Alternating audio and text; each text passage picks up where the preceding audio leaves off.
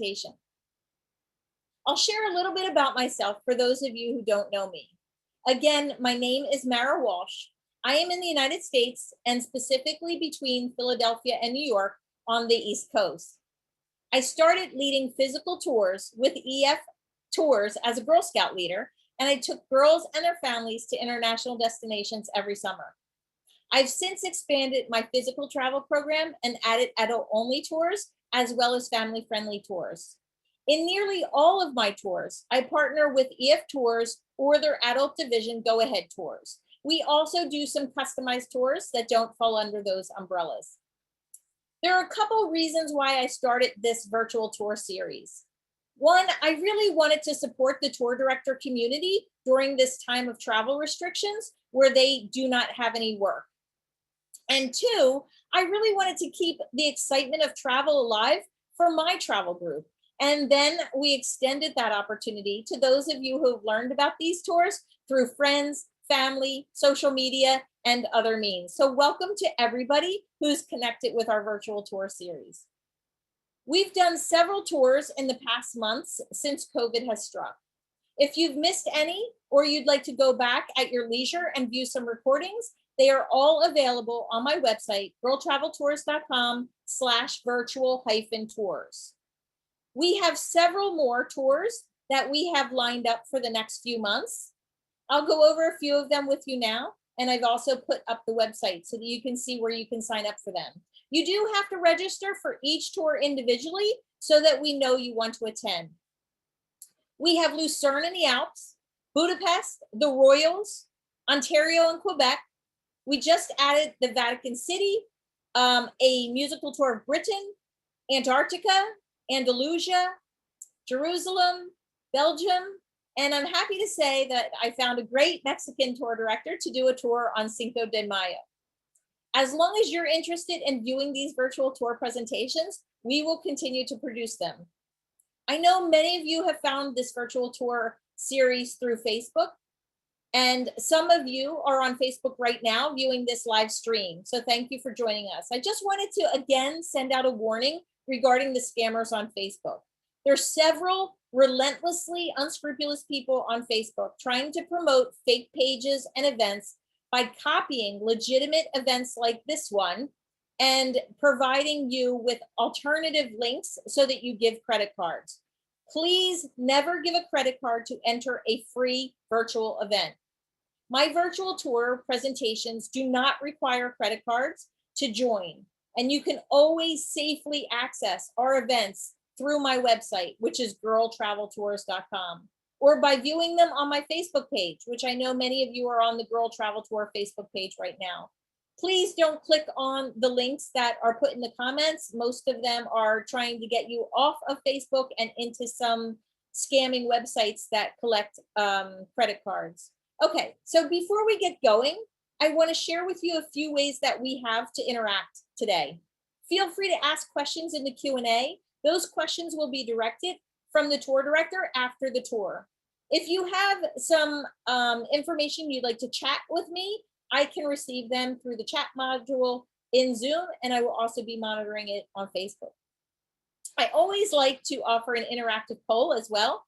This poll not only gives us a way to have you all share your connection with Iceland, but it gives us an opportunity to see where you're coming from and what your connection to Iceland is. So our poll reads, what is your connection to Iceland? I've been and love it. I have a trip booked.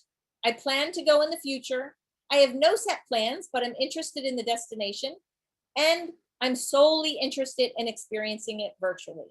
So I see that folks on Facebook are giving us their opinions through the chat, but I'm also going to wait till the poll people finish putting in their answers on the poll before I share them. It looks like we have about 70% of the answers in. So I'm going to share this with you. And honestly, the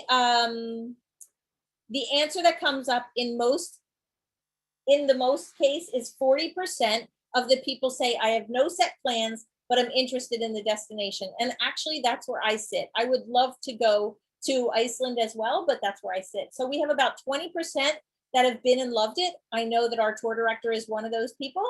And then we have some people that have a trip booked, and then other people who are solely interested in virtual travel.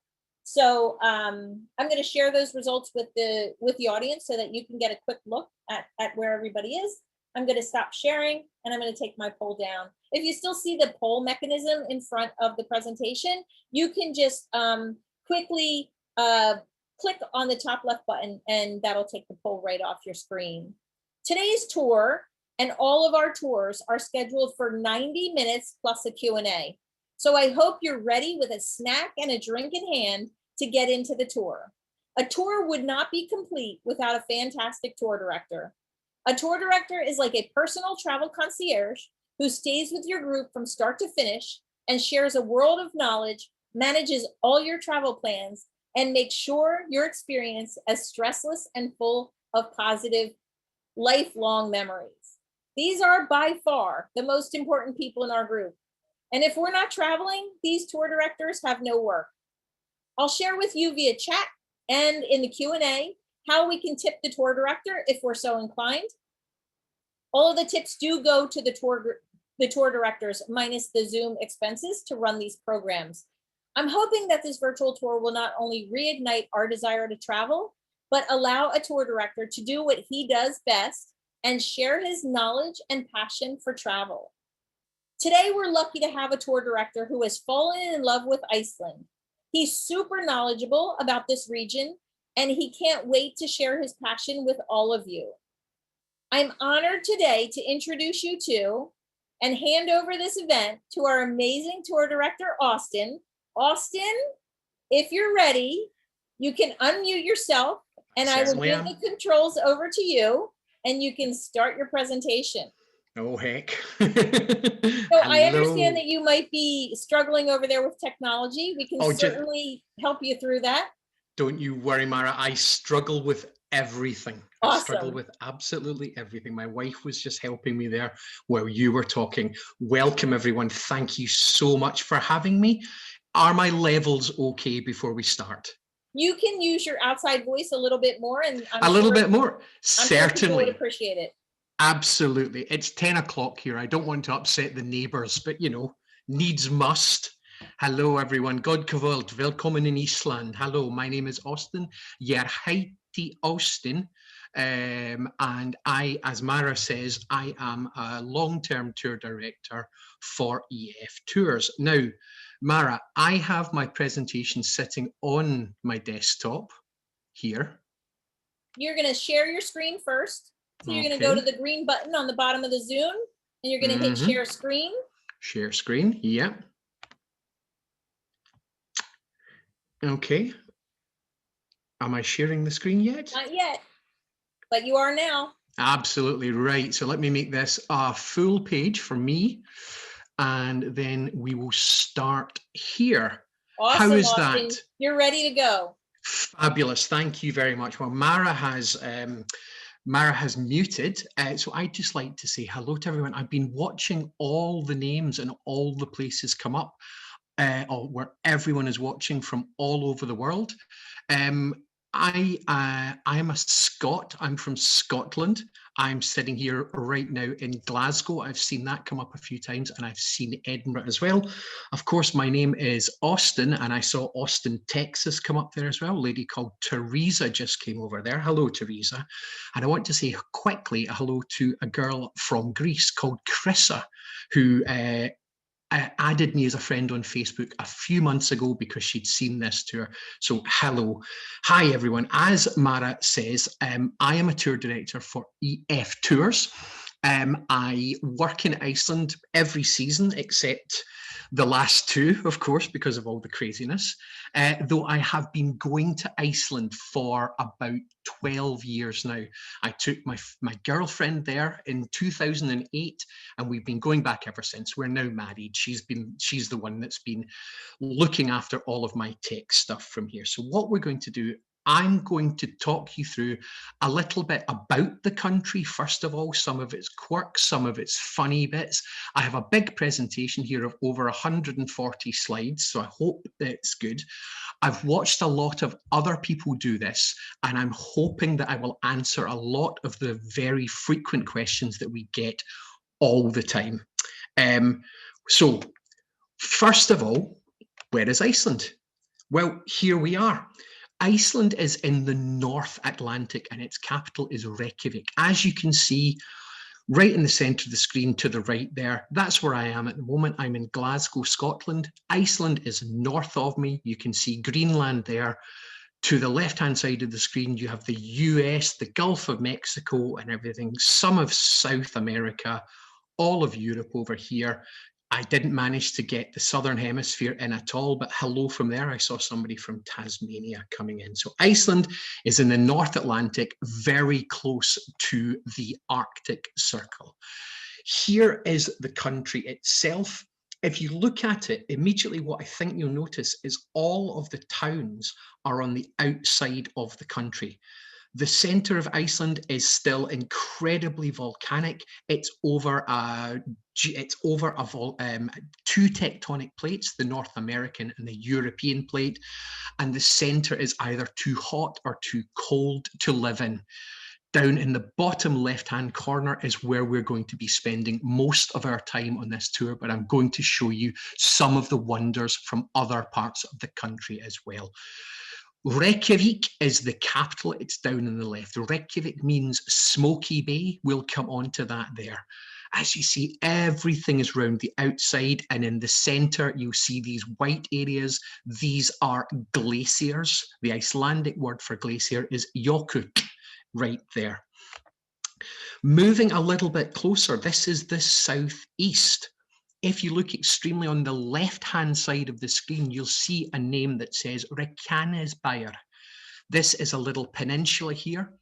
Let me tell you, if you have been following the news about Iceland recently, there has been earthquakes all over here, and they're expecting volcanic eruptions within the next 2 or 3 days. It's looking quite big, but because they get them so often in Iceland, they're not too worried about it. So down there on the left-hand side is the Reykjanesbær, and all the way down on this south road marked number 1 and 261 is where we will be going later.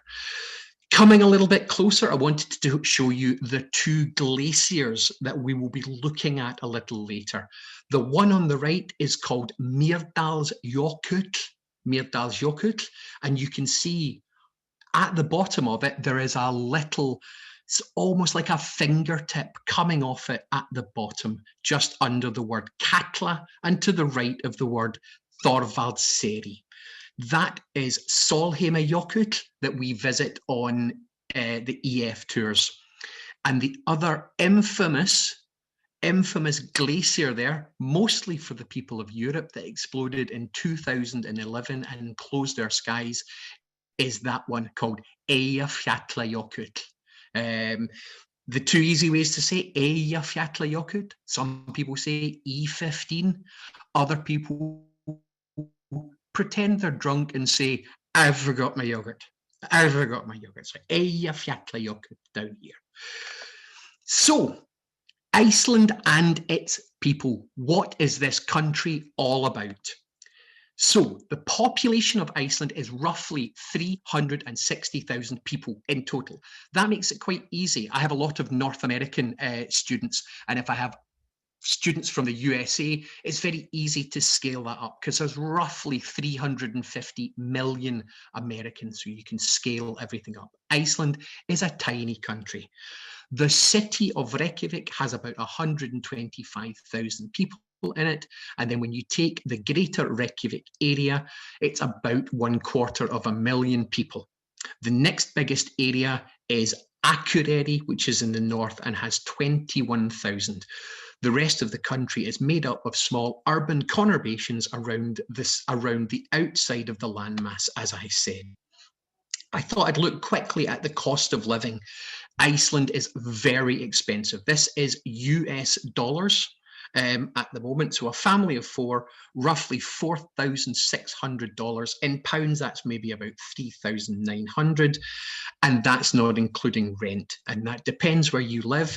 If you live In Reykjavik itself, it's incredibly expensive. If you come into the suburbs, it gets cheaper. And if you're living in the rural areas, it's much cheaper, but you don't get as much facilities and everything for you there. You pay a lot of tax in Iceland. It's very high tax, like a lot of the Nordic countries like Norway, Denmark, Sweden, Finland, but you get a lot for your money. You really do get a lot of municipal things. So, you know, great local services, very clean cities, fantastic roads, and socialized healthcare, like a lot of places. The capital is Reykjavik. This is a beautiful picture of Reykjavik. The mountain in the background is called Asia. Asia just means mountain. It's a centre of the political and cultural areas within Iceland. It's a beautiful low-rise city. The mountain in the background, as I say, Asia, is known as Reykjavik's mountain. People will pay extra to have a window that looks onto Asia. And they use it as a weather vane. They let people, you know, they can see the weather coming into the city from Asia. They really love it. Direct you to one further thing on this picture. At the very bottom of the picture, there is a white roof. I'll come back to that in a minute, but if you remember the white roof, I'll explain what it is in a few slides. Here is a view of Reykjavik from the water. The bay that it sits on is called Faxaflói. Apologies to any Icelanders who might be watching. I don't have an Icelandic keyboard, so I can't put in all the accents and everything. Faxaflói, that means the flowing hair of a horse's mane. And this looks onto the city here. The church in the background, you're going to see that several times. It's called Halgrimskirkja. Kirke means church, and Halgrim means the church belonging to a man called Halgrim, who was an early settler in Reykjavik. The mountain you can see in the background is called Glacier, and it's one of the old volcanoes here in Iceland. Iceland is incredibly volcanic and a huge amount of earthquakes. This is a view of Reykjavik from the top of that church, Halgrimskirkja, looking down towards the bay and looking out into the Western Atlantic from there. What's the favourite thing that Icelanders love to do? They love to go to swimming pools. You may have heard about the Blue Lagoon, and I'm going to talk about that at the end of the presentation, but Icelanders on a daily basis will go to the several swimming pools they have in Reykjavik.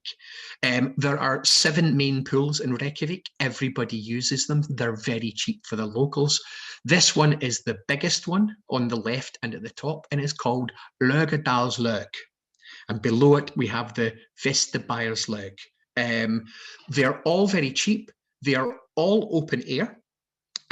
They are all geothermically heated, so they are all warm water. They have great facilities for kids. They have brilliant facilities for adults. It's a wonderful place. Show you another pool.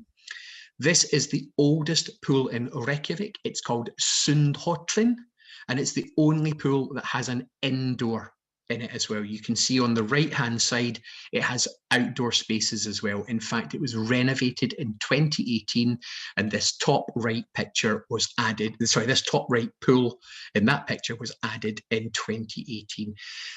Icelanders live in the water. They socialize in the water. They really, really love it. When you go to Blue Lagoon, if you ever come to Iceland, you have to go to Blue Lagoon. It's an amazing place, but you're not likely to meet an Icelander there. They're all in the local pools. So if you come, you have to try them too. They are so wonderful. Finally, this one here, this is a little pool outside of Reykjavik in the town of Hveragerði. I took a group here once. Beautiful facility, quite small. The law in Iceland states that if you have more than 200 people in a town, the local municipal government have to build a pool. It's part of the national constitution. So every town, if there's more than 200 people, they have a pool. And this is the one in the little geothermic town of Hveragerði. talk really quickly about the major religions in Iceland. 57% of Icelanders consider themselves religious in one way or another. The major religion here is Lutheran, Protestant Lutheran. This is the first Lutheran female bishop being ordained inside Halgrimskirkja in 2018. There's also a Catholic congregation here, the Catholic cathedral here in Iceland, Vatnajkull, with some of the Catholic congregation on the left-hand side. It's a smaller congregation, but considering everywhere used to be Catholic until the Reformation of the 16th century, there's still a thriving community there. There's also a very small Jewish community, around about 250 people when I last looked, enough as of 2018 for them to have their first permanent rabbi in almost 100 years. So the rabbi was brought back to Iceland in 2018, got a small Jewish family here, recently moved to Iceland. They're on the main road of the main shopping street of Reykjavik called Laugaveggur. And if you look in the top left-hand corner, they're standing in front of a restaurant called the Chuck Norris Grill, who by coincidence turns out, which I did not realize, Chuck Norris is also Jewish. So I'm quite pleased with that. There's a slightly bigger Muslim congregation. That triangular roof that I pointed out earlier on, that's the roof of this building, which is the Grand Mosque of Iceland. So about 250 Jewish people in Iceland, about 1,500 Muslims. That's much more to do with people having to escape wars and things in the Middle East and ending up in Iceland. So there's a bigger Muslim community there as well. Also, very interestingly, in Iceland, there has been a recent return to paganism. A lot of the people there have returned and are practicing pagan rites like the Vikings did before they were Christian. Vikings first came to Iceland in the 9th century, and Iceland did not become Christian until the end of the 10th century. So there's an interest in the old pagan rituals that go on there as well. Excuse me while I take a little slurp of water. So what do Icelanders do for work? This is a picture of the children's television program. I assume people get it all over the world. It's called Lazytown, and it's actually an Icelandic production. So it's to encourage kids and adults to get up and be much more active. So Lazytown. So what do Icelanders do for work? Well, the biggest, surprisingly, is fishing. The fishing industry is absolutely enormous in Iceland. In fact, Iceland is the 19th biggest fishing country in the world. When I work for EF, we also do a tour that goes to the north of the country, and that focuses very much on industry. It focuses on whale watching. It focuses on telling people about the fisheries and the history of Iceland. These are the ships in the harbour of Reykjavik. The green building behind them is the main fish depot. That's the biggest industry. What comes after that? It's what we're all here for. Tourism. Tourism is the next big thing happening in Iceland, and I just wanted to put up a picture of a couple of fellow guides. On your left, you have Yuill, the tour guide. He is the most fantastic guide I've ever worked with in Iceland. He works in the north. He is hilarious. He's so knowledgeable. The kids absolutely love him, and I miss him dearly. I really miss him dearly with not getting out there. On the right-hand side, another guide, she does the south, and her name is Hrefna. I haven't put their full names in just yet. You'll see why in a little bit. Tourism is huge. In 2018, there was almost 3 million tourists came to Iceland. And when you bear in mind there's only 360,000 people living there, that's absolutely enormous. So tourism is the biggest thing, and it's what we're going to be talking about today. Computer games are big as well. This is computer games conference here in Reykjavik. They make lots of computer games there. I have friends who worked in computers in Glasgow who have now moved over to Reykjavik and are making a big mark there. If you know about computer games and if you're working in computers, it's an excellent place to go to work in that industry. Let's not forget the banking industry, eh? Bankers.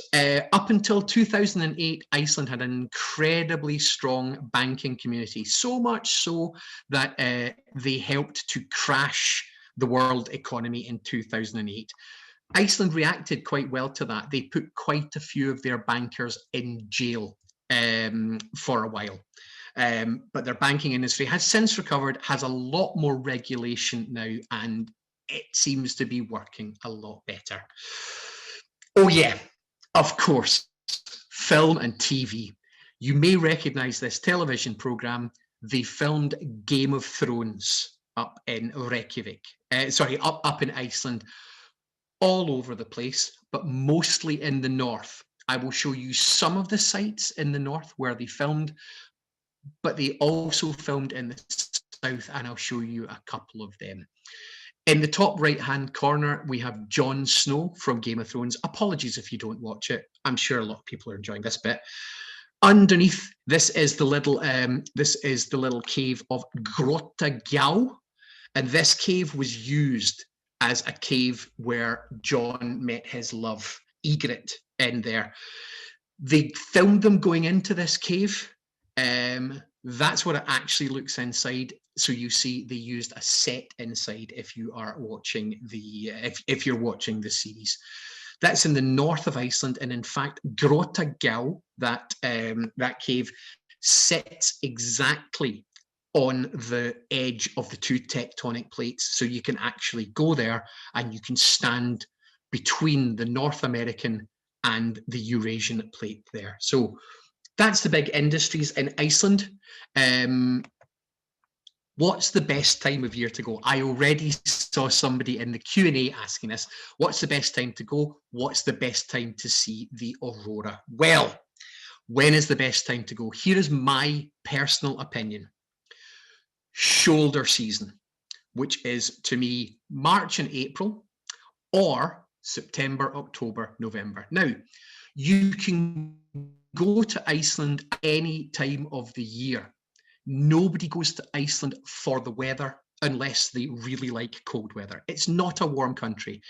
It gets up to about 25 degrees C in the summer, which is maybe, I don't know, 72 Fahrenheit, something like that. I like to go in March and April, or September, October, because it's the best time of year if you want to do both of these things on the right-hand side of the screen. Whale watching at the top and seeing the aurora. You can't see the aurora in the summer because Iceland is so far north in the North Atlantic that it doesn't get dark. So you can't see the aurora. You have to wait winter to see it. So going around about March and April at the end of means you also get the starting season. Here is a bigger picture of the whale there. That is, I believe that's I think that's a minke whale. I think that's just a reflection. The minke is the whale that you see the most in Iceland, and you see it most in the north, but you do get them around Reykjavik as well. This picture is taken in the Asia fjord, which means the island fjord.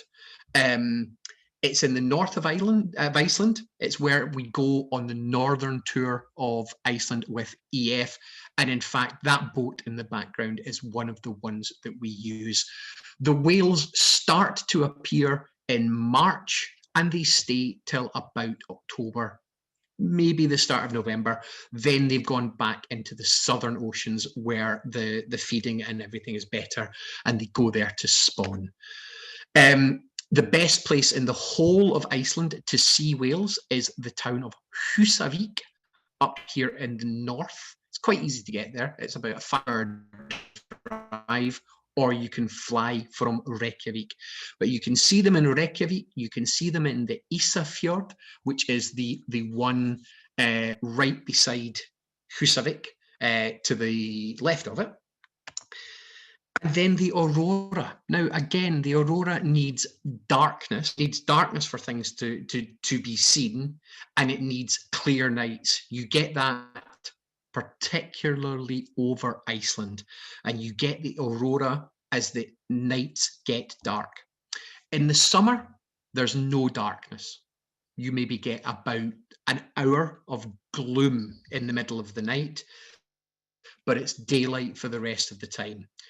In the winter, completely conversely, it gets dark around in the afternoon, and the sun doesn't really come back up the next day until around 10:30 a.m.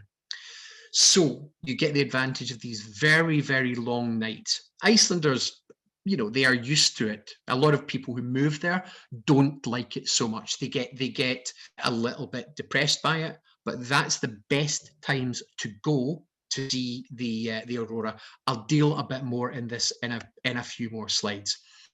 As I said before, people don't go to Iceland for the good weather. I love this Icelandic word on the screen here, gluggaveður, which means window weather. It means, as you can see, weather that looks nice and picturesque through the window, but you really wouldn't want to go out in it. So they like that.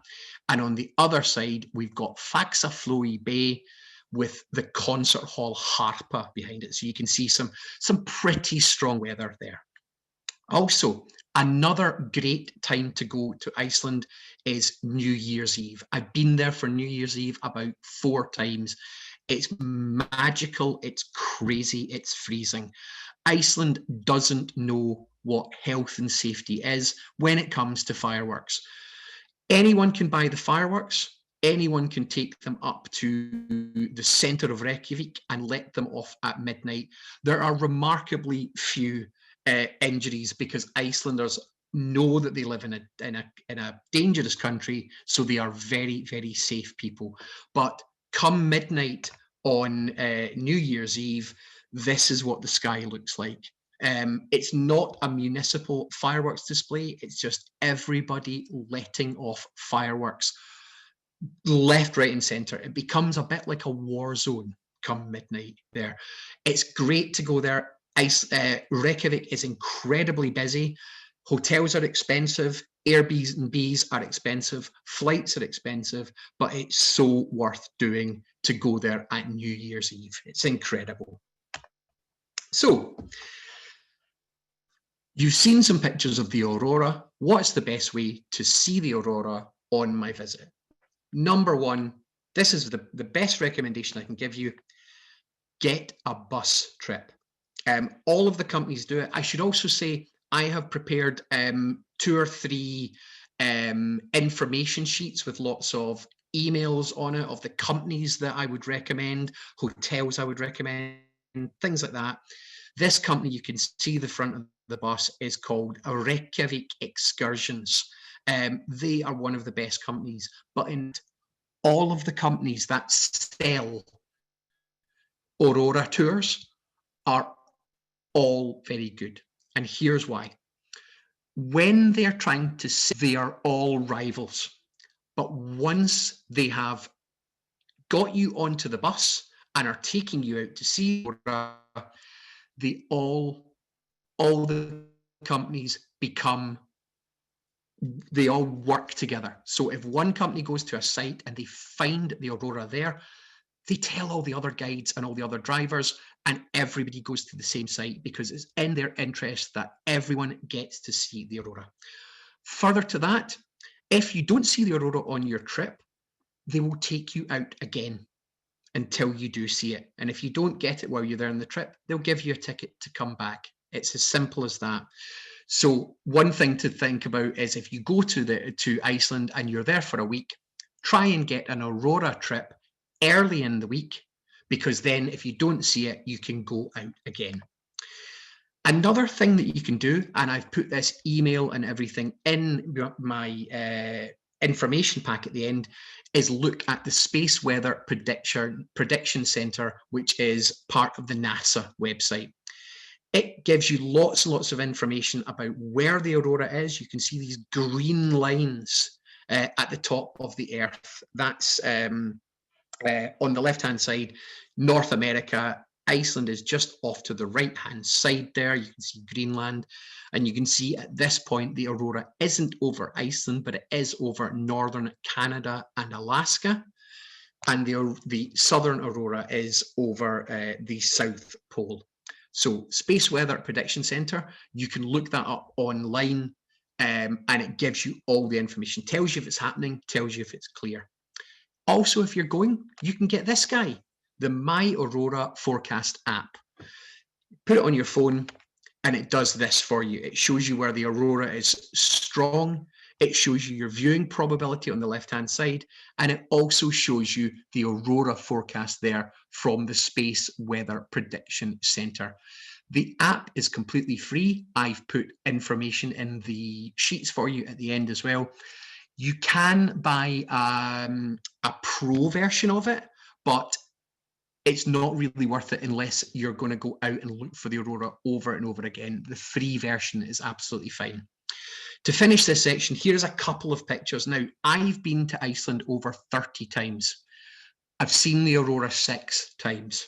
It's not always that easy to see. So be aware of that. You do see it, but it's very hard sometimes. This is from the little island in Faxaflói called Viðey Island. And those lights in the background are the lights of Reykjavik. I went out there on a tour one evening. Let me also recommend, try not to go on a boat tour of the aurora, because the boats are less maneuverable and can't move around from place to place. They're also incredibly cold. They're also very, very cold. I would not recommend the boat tour. So Viðey Island, one more picture here of the aurora that I took in 2017 from the same island. And this guy on the right-hand side that you can see, this light installation is called the Peace Tower. It's a piece of artwork by Yoko Ono, and it symbolizes the life of her husband, John Lennon. The light goes on every year on the 9th of October and is switched off again on the 8th of December. That's the date of John Lennon's birth and his death as well. And we still have Reykjavik in the background. So you can see the aurora is there, but it's as strong as I've managed to get it in a photograph. So I'd like to talk a little bit about Icelandic history. This is the black sand beach of Reynisfjara in 873. It's not a shot from Vikings. It's not a shot from Vikings, definitely not. These are the first Vikings arriving in Iceland. Now, Iceland settlement can be pinpointed to within a couple of years. And that year is 873 AD, plus or minus 2. How do we know this? Well, here's the first way that we know this. This is the earth in Iceland. This is layers of volcanic eruption. And down about here, Vatnajkull, 870, there was a huge eruption, and it was documented all over the world. So we have that document that we know that a huge volcano went off in Iceland in 870, and it created a layer in the earth. Now, archaeologists, when they look through that layer, underneath it, so previous to it, there's no human remains. There's nothing human there. But after 870 AD, there is human remains. There's settlement, there's bodies buried, there's things in the ground. So we know that Iceland was settled round about 873. That makes Iceland pretty much unique amongst countries in that it can tell you its entire history from settlement to the modern day. No other country can do it. My country can't do that. We have prehistoric people that didn't keep any records. There was nobody in Iceland until the first settlers turned up. And here are some of the first, The second reason we know that all the history of Iceland is of this book. It's called The Book of Settlement of the Icelandic People, and it is a history of the Icelandic people, the sagas of the Icelandic people, going from their start right through to the Middle Ages. Here are some of the early settlers, some of the Vikings. You may know some of these names from the television series Vikings. On the left-hand side, I know this guy is definitely in Vikings. He's called Hrafnafloki, and that means Raven Floki. He is a mariner, a sailor, and what he used to do, he used to send ravens up into the sky, and they would be able to go higher and higher and higher and see land masses. And as soon as the raven saw the land mass, they would fly towards it, and Hrafnafloki would chase after them. The guy in the middle is called Ingolfur Arnarsson, and he is the founder of the city of Reykjavik. He came there in about 900 AD, and he settled there. The reason he settled was because he saw on land, he saw smoke or steam coming out of the ground because of all the geothermic activity, and he thought it was smoke from a settlement. So he settled there. He thought, people must be living here, we'll land. Found out that it was actually steam from the ground, but by that time he'd called the place Reykjavik, Smoky Bay. It should be Steamy Bay. And on the right-hand side, this chap, Leifur Eriksson, turned up about 1000 AD. Lucky Leifur Eriksson, he was a lucky sailor.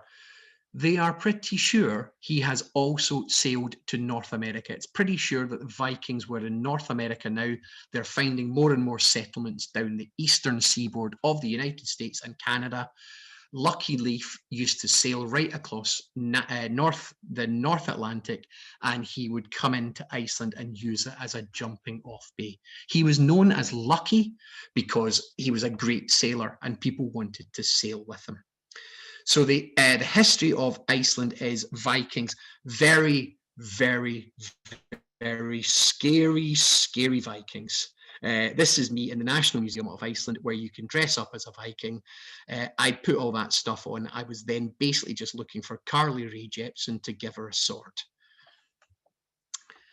Wanted to talk a little bit after settlement about the fact that Icelanders can't really tell a lot of the time if they are related to each other, and this is a lot to do with Icelandic names. My name is Austin Yuill. You will have a surname, and it's a family name. My family are Yuill. My mother's family are Sweeneys. And if I meet a Yuill or a Sweeney, I can pretty much work out if I'm related to them. However, in Iceland, men and women are named after their father. So let me give you an example. Well, here's the perils of Icelandic dating before we get to an example. It's very hard to tell if you don't have a patronym like Yuill or Sweeney or something, if that is your if you're related to someone. So this is the perils of the Icelanders. Here is an example. These guys are this year's Eurovision entry. So the people in Europe will know this. It's a big song contest, and they are called Daði Freyr and Gamna Magnith. That means Dathi and the Data. Now, the main guy at the top is called Daði Freyr Pettersson. Okay? The girl on the one side is his sister. She is Sigrun Petters Dottir. So they are the son and daughter of a man called Peter. Down at the bottom, this very small lady, she's 5 foot tall and he is 6'10", and they are married to each other. Fabulous. Her name is Árni Fjóla Ásmundsdóttir. So her given name is Árni, and her father's name is Ásmund. So she may have brothers called Ásmund's son, but she doesn't know who else she's related to because nobody has a family name. Everyone is just named after their immediate father. Here's another example. These are two friends of mine, Andrea Fanny Jónsdóttir and Kjartan Fredrik Olafsson. They're married to each other, but they don't have the same name. They don't take the same name. Her father was Jón, his father was Olaf. Very handsome Icelandic couple, very, very handsome. Coming back to the two guides, I told you names. Well, I was saving it for here. Yuill is Theodor's son, and Hrefna is Jens' daughter. So, as you can possibly, there aren't names. Hrefna has two sisters who are also Jens' daughter. But if she were to have a daughter, or sorry, if Yuill were to have a son, his son would be Julius' son. So he would not have a family name, he'd have his father's name. So it becomes difficult in Iceland if you meet someone that you like, be a boy or a girl, you're not entirely sure when you meet them if you are related. How do the Icelanders tell? Well, this is how they used to tell. They would go and ask their Icelandic granny. They'd say, oh, Hrefna would maybe say, oh, I've met this lovely man, Yuill Theodorsson, and he's from this area, and his father is this, and his grandfather is that. And the granny would know. And the reason she would know is because there's this book, the Icelandic book, Landnamabók, which takes all the successive generations of Icelanders right back to the original settlers. People in Iceland can tell you about 30 generations back who they are related to. How do they do it in modern days? Simple. They have an app for it. They mapped the genome of Iceland, they mapped the genealogy of Iceland a while back, and somebody created an app so that if you met somebody and you didn't know them and you didn't know if you're related, put your two phones together and it tells you if you're related. So that's the perils of dating in Iceland. Right.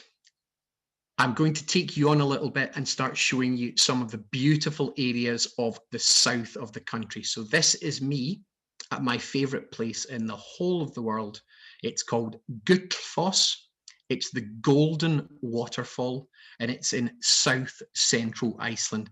This was my very first tour for EF. As I told you, I've been going to the country since 2008, but I started working for EF in 2017, and they immediately started sending me to Iceland. It's the greatest job I've ever had. I love this place. We will come back to this a couple of times now. So this is the area we're now going to look at. Excuse me while I take a little drink of water. Down here in the left-hand corner, you have the Reykjanes Peninsula. That's the Reykjanes Bæjar, which is where there's a lot of volcanic and earthquake activity going on at the moment. The Blue Lagoon is right down in the bottom left. Up here, where it says Gatnaskari Lighthouse, that's just about where the airport is, that if you're coming to Iceland, you would land there. We're going to go all the way around, and I'm going to show you this area here called Thingvellir National Park. I'm going to take you to Geysers, Gullfoss, where you saw a little preview of. I'm going to take you to Friðheimar Greenhouse and Stables, the Kerith Crater, and then all the way down this south coast. I'm going to show you waterfalls, glaciers, black sand beaches. Let's head off. Oh, also while I'm on this slide, I'm going to show you a little bit of this peninsula in the top left-hand corner, which is called Snæfellsnes. Snæ is snow, Fell is mountain, and Ness is peninsula. So the snowy mountain peninsula. I'm going to show you some places up there as well. So the first thing I would really like to show you on this trip round South Iceland is just outside of Reykjavik, and it's called Bessastaðir. Bessastaðir, it is the official residence of the president of Iceland. That's their official house. It's like Iceland's White House, basically, or oh, is it 1 Sussex Drive in Canada? I can't remember. I should have done a bit more of this. It's a great way when I arrive in Iceland with a group from EF and you have all these interested teenagers who are also a little tired from the journey, to show them just how safe the country is. Now, if you look at the picture that's on the right-hand side of the actual house close up, you see some people standing on the steps of the front of the house. I always challenge my students, particularly from the US and Canada, can they do that to the White House? Can they do that in Ottawa there? No, they can't. Iceland has so little threats going on that you can walk right up to this building and you can have your photo taken. You can walk all the way around it. There's no security. There's one police car, which I don't even think has an engine in it, because I've never seen it move. But it's a beautiful area. It's on a peninsula called the Alftanes Peninsula, and it sits out just south of Reykjavik. So we stop there first of all. It's a beautiful place to stop as well. The flowers in the foreground, just in case anyone asks, are Alaskan lupins. And they were planted all over Iceland because they have very shallow root systems and they tend to bring the sandy volcanic earth together quite easily, quite well. If you're lucky, you might actually run into the president of Iceland. That's the president of Iceland there, Gunni Jóhannesson. He's the president. We were there one day and he was out running. I managed to just get a picture with him. No security. Next thing, we're going to come up into Reykjavik itself. Here is a really good picture of Halgrimskirkja. This is the main Lutheran church in the city. You can see the observation tower from the top. The design is meant to look like the columns of basalt rock that are created when there is volcanic eruptions in Iceland. You'll see some of them a little bit later. This statue commemorates the 200th anniversary of the founding of modern Reykjavik in 1986. It's called Solfar, or the Sun Voyager, and it sits on Faxaflói Bay. Here is the Icelandic Parliament. Again, you can walk right up to that, stand right in front of it. There is no security whatsoever. It's right in the center of the city. And this is Harpa. This is the new concert hall in the center. They have concerts, they have comedy shows, they have conferences there. It's beautiful. We can walk right inside. There's restaurants and shops. And in fact, it has an absolutely beautiful ceiling. Really, really beautiful ceiling. I love this ceiling. I try to take people in there all the time. Just getting to look up at this beautiful glass ceiling. I wanted to show you this. This is the man-made pond in the center of Reykjavik. This is where the geothermic water that supplies the whole of the city's heating and hot water systems empties out into. So it's a hot water pond in the center of the city.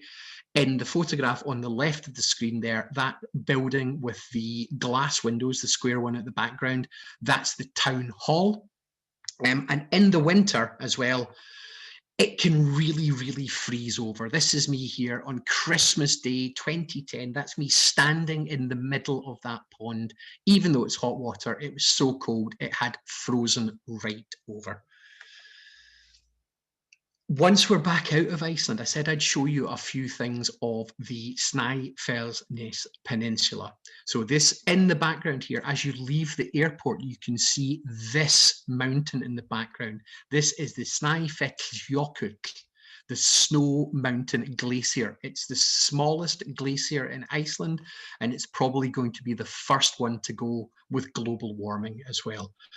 Again, the Alaskan lupins in the foreground. Also on the Snæfellsnes, this is Kirkufk. It's the church mountain. It's one of the most recognizable mountains in Iceland. It's used quite a lot in Game of Thrones as well. It's just on the north of the Snæfellsnes Peninsula, right up there.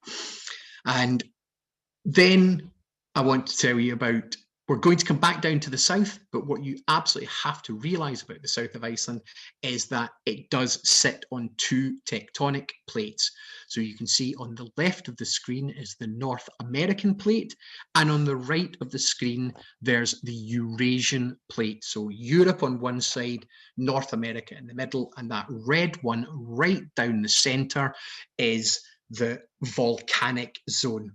And looking to the left-hand side of the fork at the bottom, you can see Reykjavik is close. The Reykjanesbær Peninsula is completely volcanic. No wonder there's a volcano about to go off. And Thingvellir National Park, which is that little semicircle with the line, that sits on a geothermic fault as well. So let's get into Thingvellir. This is the national park. And as you can see, they're not tectonic plates coming apart, but they are where it has previously come apart. And everyone comes in and walks down through here. Also, if you're a Game of Thrones fan, I always point out it was used in season 3, and it's the road to the Eyrie that the Hound and Arya go along. Down at the bottom of it there, you can probably see a flag. That's the Icelandic flag, red, white, and blue. And that stands at the point where the Icelandic Parliament used to meet. The Parliament met there for 1,000 years. In fact, the name Thingvellir means Parliament Fields. Here is another view from up the top. This building that you can see in the centre is the Prime Minister's country house. This is a grace and favour house given to the Prime Minister, who can use it to come and have meetings or as a retreat. And the church is attached to it as well. Right behind there, there's a helipad as well. And the river in the middle is called Sulfura, which means silver. It's a crystal clear river that you can actually swim in, and you can snorkel right down in between the tectonic plates down there as well. Further along in the national park, it's Uxararfoss. This waterfall is a way up. It's a 10-15 minute walk away from the bottom of the national park, and it's an absolutely beautiful place to be. So we go down there with EF. We spend a couple of hours walking through. Everybody loves it. You can just wander and wander and wander. It's a site of very early significance to the people of Iceland. As I say, their parliament was there for almost 1,000 years. We move, oh, sorry. This is a photograph I took from an aeroplane on my way home from Iceland once. I got bumped up to first class and I was so happy. But the skies were clear. So where we have just been is just here with this massive lake here is called Thingvellir Vatn. You can see right over the air. And I wanted to point out this bit at the bottom here where it says shield volcano. Now, if there's any volcanologists here, people who know about volcanoes, there's only 2 places in the world where you can see a shield volcano, Iceland and Hawaii. Here's a close-up of the volcano. It's called Skjaldbreiður, which means the shield volcano. Now, to describe a shield volcano, if it was a European context, I would say Asterix the Gauls shield. But for North Americans and most other people, if you think of the shield that Captain America carries, that circular shield, and you look at this volcano called Skjaldbreiður, it's that shape. You only see them in Iceland, in Thingvellir National Park, and in Hawaii as well. Next thing that we go on to is the Geyser area in Iceland. So about 50 minutes away from where we were, we have the Geysers going off. This one that everybody goes to see is actually called Strókur. And Strókur means butter churn, and it churns and it explodes all the time. All of the geysers take their name from one of these exploding water pots, which is at this site, and it is called Glacier, but it doesn't explode anymore because it's inactive. When geothermic activity changes again, it probably will, but the one that goes off at the moment is this guy, Strókur, and we go and we visit Strókur. And we have our lunch there as well, actually, because it's great lunch facilities. Here's another picture of Strókur. This is one that I took, and it's a little bit out of focus. I should quickly explain, because I work with children, on EF, I'm actively discouraged to take photographs of children, so I don't have many photographs with people in them. This is the best that I can do of my photographs. So Stroker at the Geysers. It goes off every 3 or 4 minutes, so it's great value and everyone gets to see it. You have to remember to stand upwind or down, no, upwind of it so you don't get soaked. Once we've been to the Geysers, here we are back at Gullfoss. This is a beautiful, beautiful waterfall. It's back to front in this picture. Let me just swap it round. That's the correct way of looking at Gullfoss. It's a double cascade waterfall, completely natural. One of the few places in Iceland that they don't harness for electricity because it's a site of natural beauty. If you look off in the distance, well, first of all, you can see there's so much water there, it's creating its own rainbow. And in the distance there, you can see the platform and you can see all the people standing there. From about April to about October, you can go right down and stand there. And to give you an idea what it's like down there, let's go back to Kjartan and Andrea, who are actually standing right in front of Gullfoss waterfall. Now, I briefly mentioned that this is my favorite place in the whole world. I want to show you exactly the pinpoint that you could put on the map of where I love to be. It's right here on this bench. If you look about the 2 pictures with people sitting on that bench, that's me both times. I always get someone to go and take a photograph of me from a distance looking at Gullfoss. I'm so happy here and I miss it so much. Here is the bench if you want to go. It's on the middle viewing platform. There's me sitting there, grey jacket, blue hat. There's me again, grey hat, green jacket. That's in, I was about to say that's in the winter, but you know that's in the winter. Gullfoss can actually completely freeze in the winter if it gets cold enough, but it's an amazing place to be. When we move away from Gullfoss, we come onto this place here. This is a crater called Kirkufk, and you can see all these beautiful mineral colours in the ground. These minerals, if you look and you see red, it is iron. If you see yellow, it's sodium. No, it's not. It's, I'll come back to that. I forgot. I've just forgotten what it is. This is an extinct volcano, like so many other things in Iceland, where water has filled up. You can visit this. I think it costs about $2 to go in, but you can walk all the way around Kirkufk crater. It's sometimes also known as the Eye of the World, and it's also in South Iceland. Wanted to take you onto this beautiful place that we visit as well. It's called Frithheimur Geothermic Greenhouse and Stables. The guy on the left is the owner, the guy on the right is his head chef. Iceland has so much geothermic energy that they can run greenhouses and they can grow a lot of their own food there. This place contributes about 20 to 25% of Iceland's tomatoes. The whole of the country's tomatoes, about a ton a day of tomatoes. You can go and visit this place. It's absolutely beautiful. They have a restaurant that you can book at, and it's all tomato based. You can get tomato ice cream. You can have tomato beer. You can have a virgin or a Bloody Mary there as well. And the food is absolutely fabulous. Here's another view of it. This is the tomatoes growing right down there. They grow round tomatoes, plum tomatoes, beef tomatoes, and cherry tomatoes there. And they have hundreds and hundreds of them growing at any one time. They also have a stables. Here are the beautiful Icelandic horses. I'll warn you now, they are horses. If you call them the P word, pony, Icelanders get very offended. They are the only breed of horse in the whole of Iceland. They are beautiful. They are used every day by people. There's about 100,000 horses in Iceland, and none of them are wild. They are all owned by someone. And at the greenhouse, Frithheimur means peaceful home.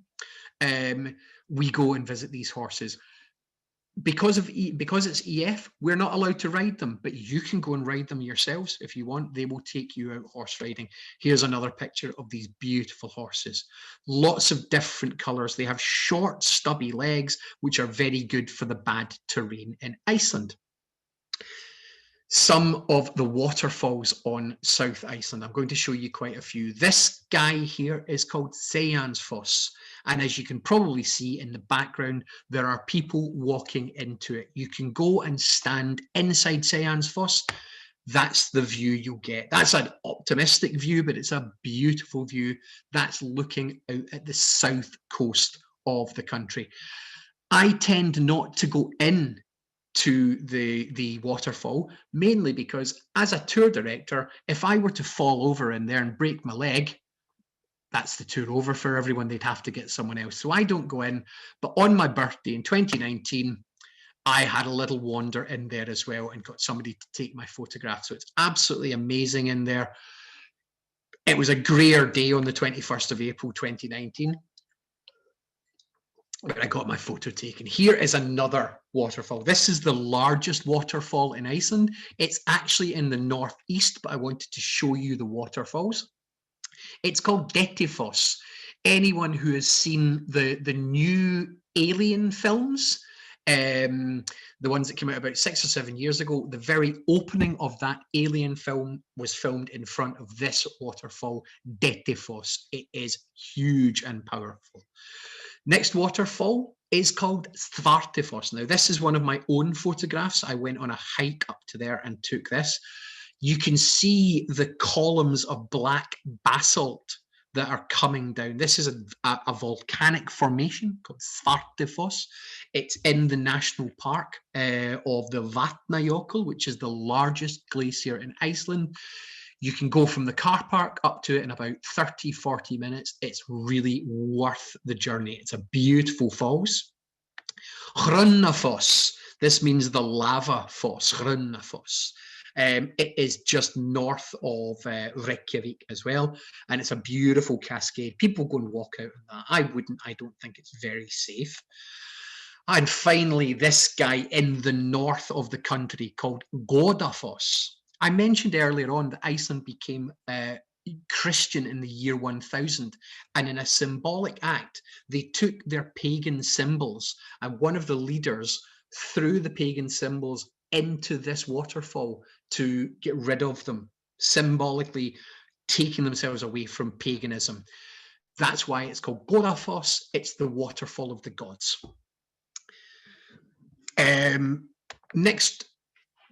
The next thing that we visit is Sulfura. We go for a walk on a glacier. This is the glacier we walk on. This is the front of the glacier. This is where it's calving off. Sol means sun, Heima means home, Jökull means glacier. So the home of the sun glacier. We walk on here. It has a glacier lagoon in front of it. I think if you turn your head to the side, I think that looks like Tutankhamun or an alien of some sort. That's photos I took a couple of years ago when we had this beautiful glacial lagoon in front of it. Now, a couple of pictures coming up. These were pictures that friends gave me who are not EF tour directors. I wanted to show you some people on the glacier. So this is us on the glacier now, looking at the picture on the left-hand side and over the back of the people. That's where I've just shown you the glacier lagoon and the front of the glacier. And this is my guys standing on top of it. It does look really big, but if you remember from the first pictures, right down there at the bottom, at the very bottom where it says Sulfura, that's where those people are standing. This is another photo I took from the sky. Sulfura is a glacier spur, and it's attached just down here in the bottom to this enormous glacier called Mýrdalsjökull.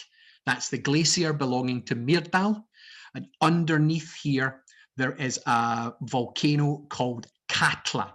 Katla hasn't erupted in over 100 years, and when it does, it's going to be spectacular. So this is Mýrdalsjökull from the sky. There's another view of Mýrdalsjökull. These are just photos I managed to get. I was amazed at how clear it was. The smaller glacier, if you remember from earlier on at the beginning, is Eyjafjallajökull, or E15 if you prefer. This is the smaller glacier. It erupted in 2010, sent up a huge ash cloud and closed the whole of European airspace for 10 days. So Eyjafjallajökull, Eyja Island, Fjalla Mountain, Jökull Glacier, Island Mountain Glacier. There it is again. That bit to the right-hand side of the picture is where it's starting to join up onto Mýrdalsjökull. Once we've been to the glacier, we come down to this beautiful place. This is Reynisfjara, a black sand beach. The beach is black sand. It's all volcanic ash. Right in the middle, you've got this fairy rock.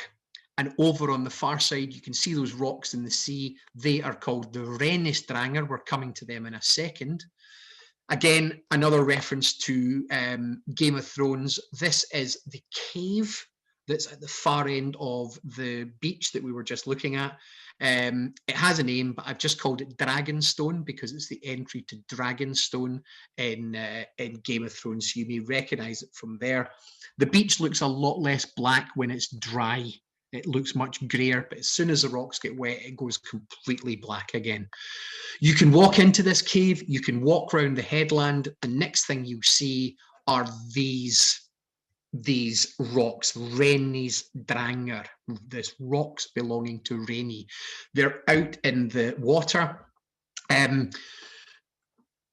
You can either think that they are part of erosion due to the sea, or else you can think of the folk story where people say that they are trolls who have been turned to stone by the morning sun after trying to go out into the sea and kill some sailors in their boat. So whichever, science, myth, anyone you like. Reynisdranger on the black sand beach. A little warning if you're going.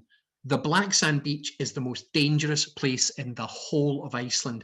The waves are so dangerous. People have been killed there by going too close to the water. There are loads and loads of warnings up there, but I'll warn you right now, and hopefully you remember it, don't go anywhere near the water at Reynisfjara. The last stop, the furthest round we're going to go, this is right on South Iceland. This is photographs I have taken. This is the Jökulsárlón. This is the glacier lake. So there's an enormous glacier in the background called Vatnajkull, which means the water glacier. And all the water coming off of that forms into a blue ice lagoon in front of it called Jökulsárlón. Here's another photo of it with the glacier. And it all comes down. It comes down to the Diamond Beach as well, right out to the sea. It's a beautiful place to go. Takes quite long to get there. From the last stop at the Black Sand Beach over to here, 2.5 to 3 hours, but it's worth it if you're going round the island. Famously, James Bond's Die Another Day, there was a scene filmed here as well. So, we better tackle it, eh? The Blue Lagoon. This is me, 2 different visits to the Blue Lagoon, a lot less grey in the beard. The first 2 pictures with the hat and the jacket are from 2008. This is outside the lagoon and then inside.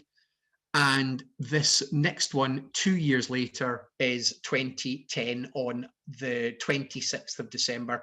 As you can see, I'm still wearing the same Icelandic jumper, the Lopapeysa, they're called.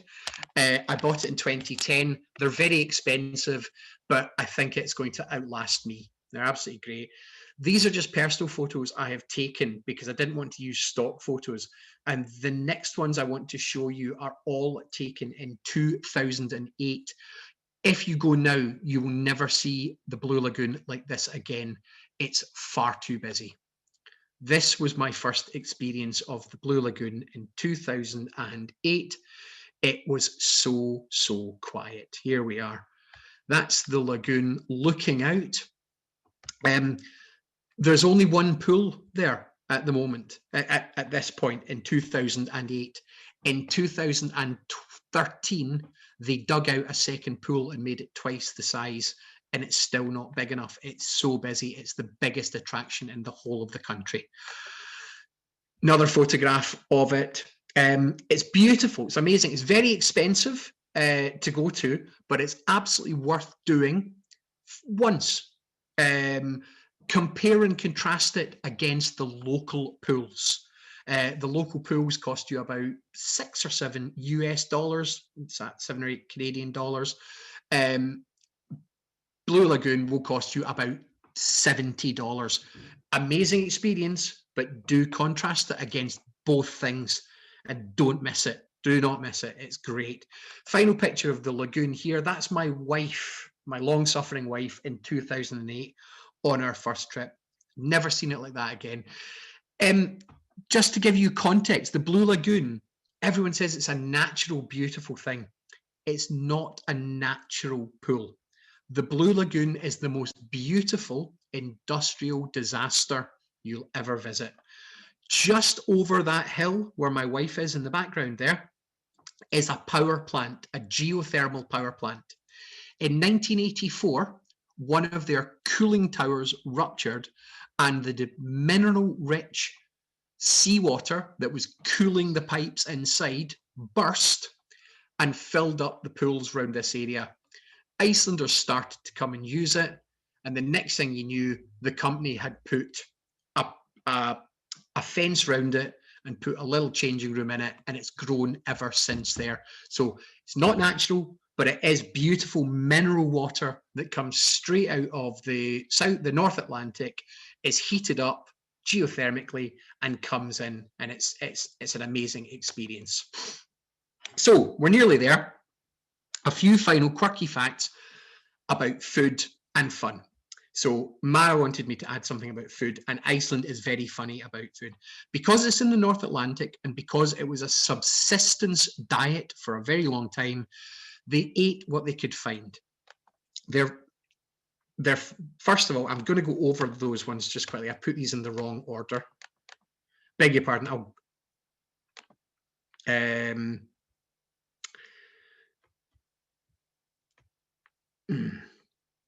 Excuse me just a second.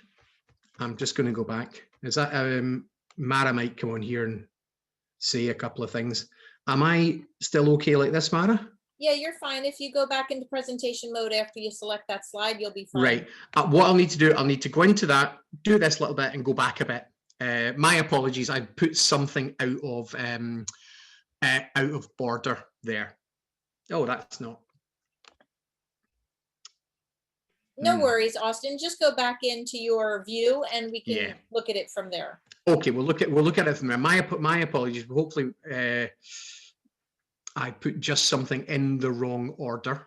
I want to talk about the food first, and then we'll come on to stuff about beer. But we are new. Thank you very much for bearing with me. So this is Halgrimskirkja. It's the infamous fermented rotten Greenland shark. Greenland shark is poisonous. It was one of the only foods they could get, but they found that if they buried it, brought it out and dried it, and then served it up to you like this, it became edible. Some people like it. Most people don't really like it. Adventurous people do have a try of it. It's very easy to get in Iceland, but not everybody likes it. They really don't. I personally like it. I think it tastes like very nice, strong blue cheese, but you usually have it with a strong drink that I'll show you in a little bit. The next thing that Icelanders still love as a delicacy is smoked sheep's head. This is eaten all over the country. Don't worry, it's not given to you as a matter of course, but you can go to Icelandic restaurants and you can get it. So smoked sheep's head. Iceland belonged to Denmark for a very long time. So Denmark would take all of their good food and send it back to Denmark, leaving Iceland with just like the offcuts and things like that. So they would take the cheese, they would leave the water, the whey of the cheese. They would take most of the sheep, they'd leave the legs and the head, so people get used to eating the heads. The next thing that Icelanders really love to eat, and they love to eat it on a specific day, is a dish called skata, which is rotten skate wings. These skate wings, so skate like ray, like manta ray, flat sharks, they are fermented, they are hung out to dry, and then they are cooked. They're full of ammonia. They're absolutely horrible tasting. And Icelanders love to eat them on the 23rd of December on St. Thorlak's Day, which is their national saint. People go out to restaurants. My friend, who I've shown you a photograph earlier, Kjartan, loves it. His wife hates it. So Kjartan goes out with his mother. They eat the skate and they come home. They take off the clothes that they were wearing outside the house. They throw them in a bin and they go into the house in their underwear so that they don't take the smell of this stuff. And here it is when it's actually in its finished state. This is how they eat it, with black bread, potatoes, and a sauce, wait for it, made out of the fat of the inside of a sheep's stomach.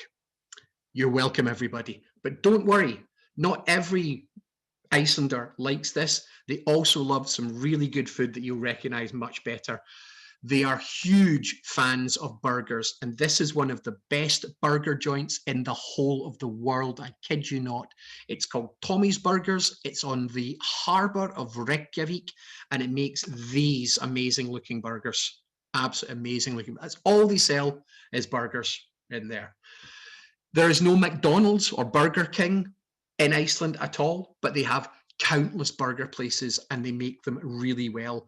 Because there was an air base there for a very long time, the US air base, the NATO air base, there's a very strong North American influence in the country as well. To that end, they also love hot dogs. This is the famous Iceland hot dog stand in Reykjavik. This is where usually sort of like visiting dignitaries are taken to this hot dog stand. Barack Obama went there when he visited Iceland on a visit. Ronald Reagan went there in the 80s. Most famously, Bill Clinton went there in the 90s. He had a hot dog, but I'm assured he didn't inhale.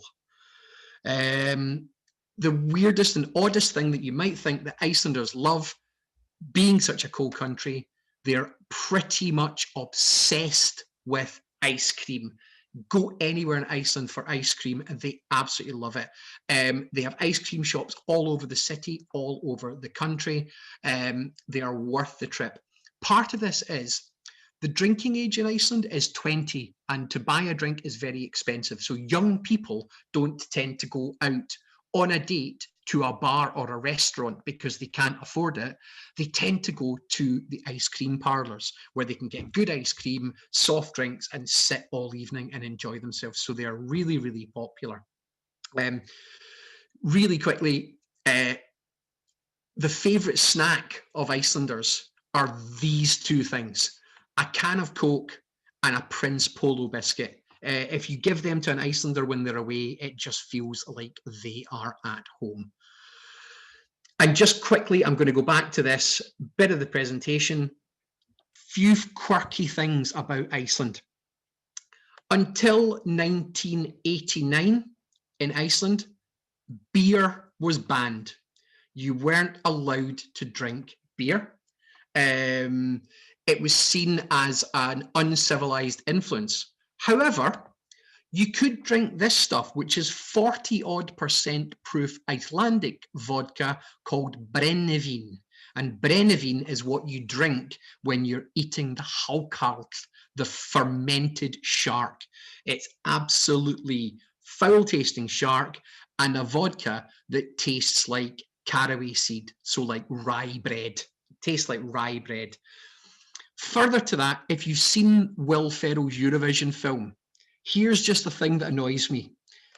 It starts in 1974. Look at that. What's that on the table? It's beer. If they're getting that wrong, guys, if they're getting that wrong. So you couldn't drink beer in Iceland in 1974.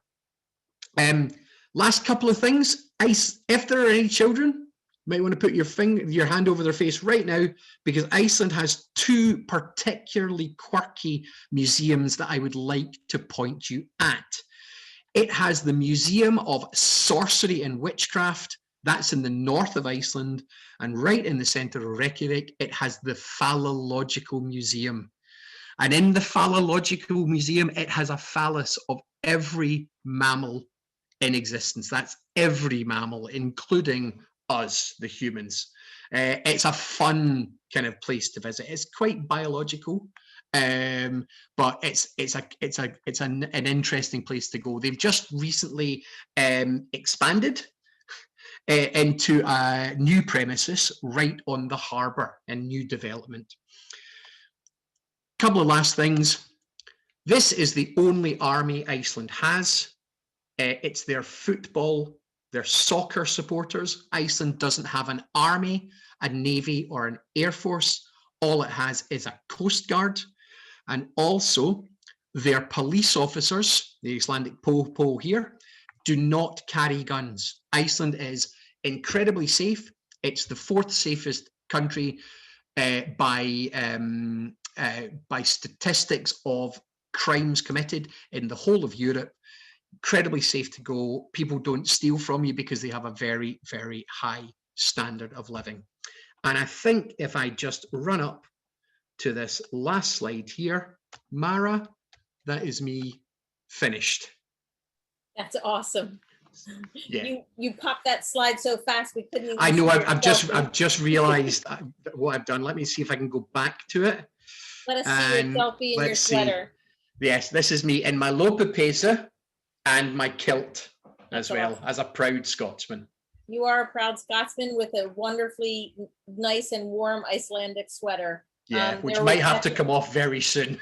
Yes, exactly. There was some questions in the chat about how cold it is where you are, and I will say that I asked Austin a question about his sweater too in the beginning, and I said I don't think he's going to be able to carry it for the whole 90 minutes because I'm sure it's making him extremely hot.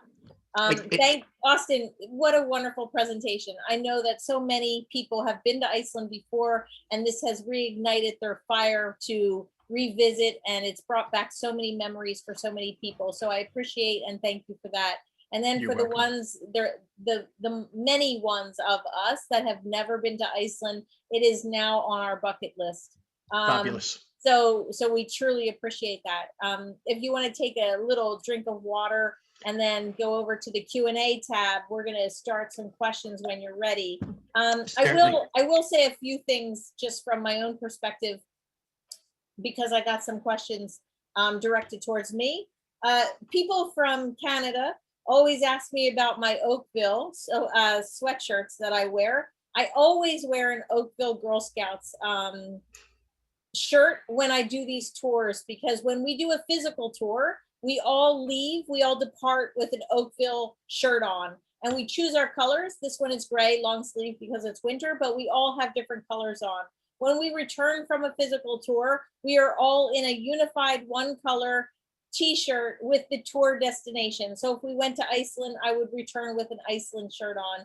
And it symbolizes for me that we leave as individuals in a group, but we come back as a unified force and new friends and a bond that really can't be broken. So for all those out there that ask about my Oakville t-shirt, that's where it comes from. So I do have more clothes than one shirt. I just choose to wear this on all of our tours that we do virtually. The other question was about our physical tours. I know that people are starting to dream again about physical travel. I do many tours throughout the year, and I would be happy to have any of you join us on our physical tours.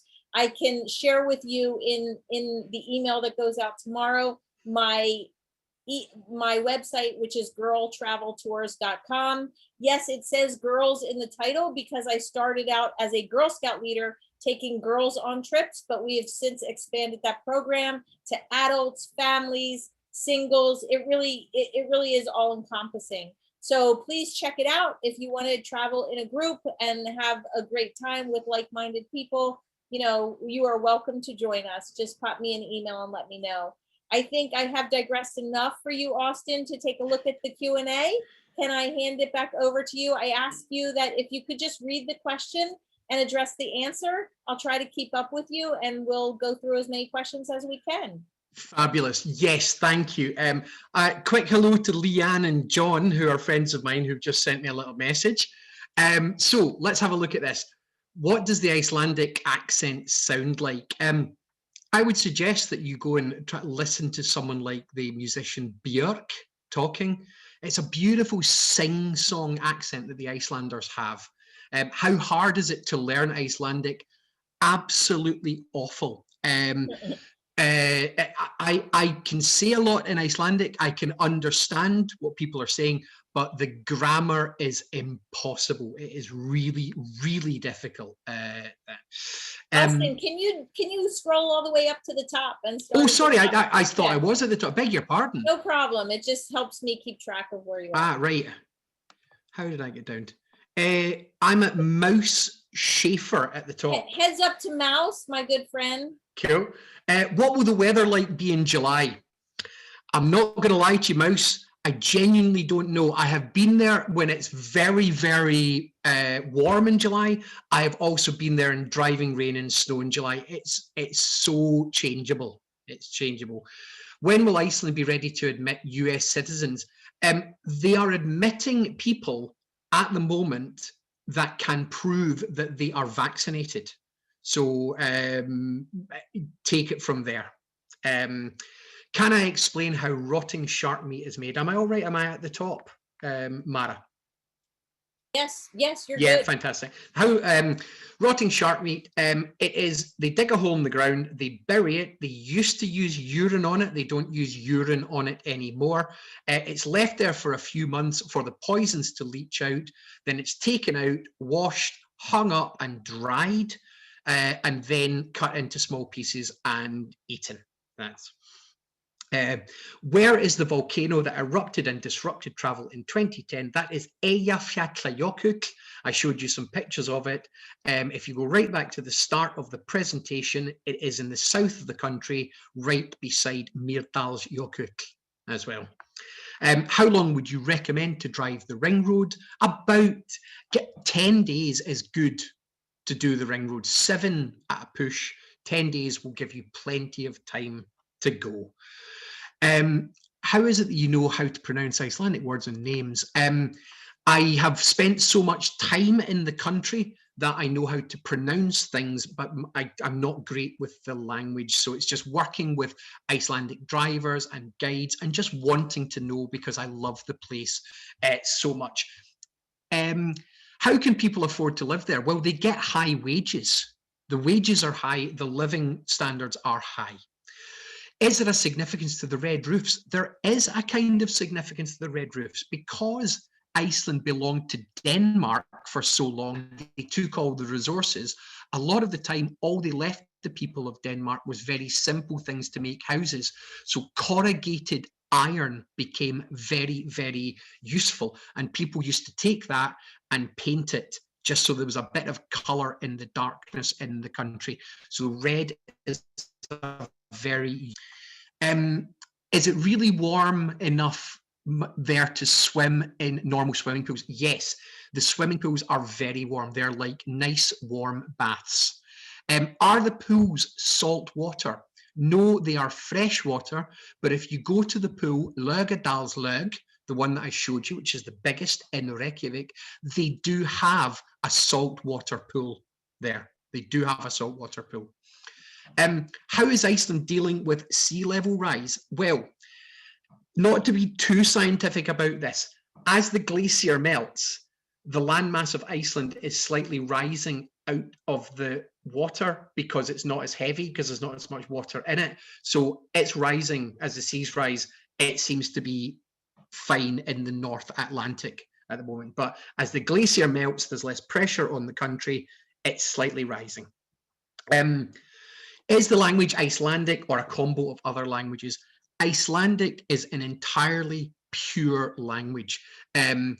It's really Old Norse, so it's Old Norwegian, so much so that the people of Iceland can still read the Icelandic sagas in their original form. So it's a very old version of the language they spoke all over Scandinavia But because Scandinavia, like Norway, Denmark, Sweden, Finland, are attached to the rest of Europe, their language has changed and developed over centuries, whereas Iceland hardly has, and they don't like to introduce new words to Icelandic.